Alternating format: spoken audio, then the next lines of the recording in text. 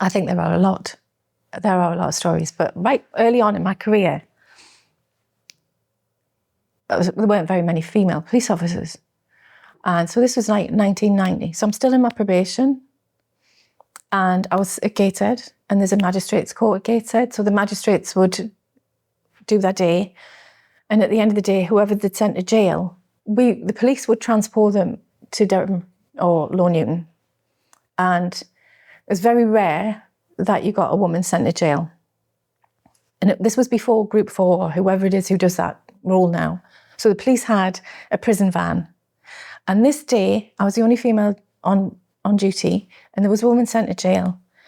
And, well, you've got to go with them because there's a woman on the van, have to have a female escort. I was like, really? Why? Like, this is unusual, like, very odd. What's she being sent to jail for? She didn't pay her television licence fine. And I was like, what? She didn't pay her telly licence fine. Now, I didn't know, but TV licence have their own prosecution. So you don't pay your TV licence, you get fined. If you don't pay your fine, you get fined. If you don't pay your fine, you get fined. And if you don't pay that fine, you go to jail.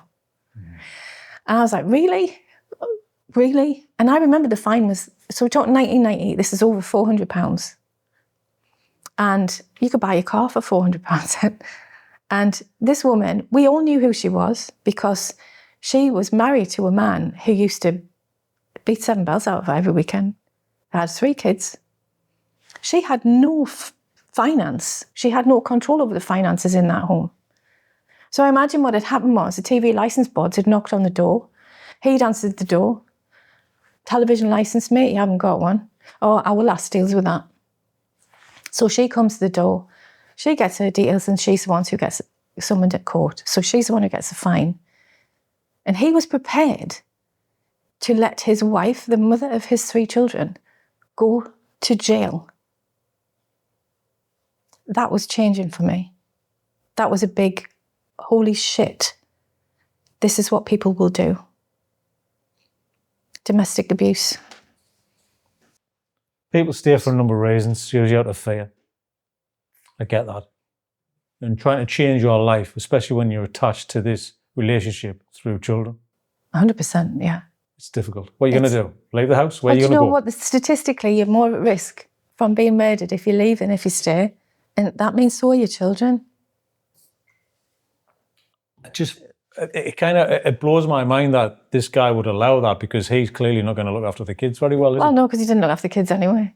But he was prepared to let that happen. So what I did was I refused to get on the van. I always got shouted at. Dear me, I got shouted at. Sergeant, and I was in the inspector's office, get on the van. I'm not getting on the van.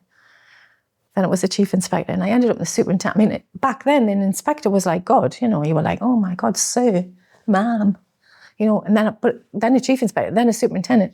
But what it did was it let the family have time to pull the money together. So her mum and her friends, and they brought the money in the police station. So she didn't actually go to jail that day.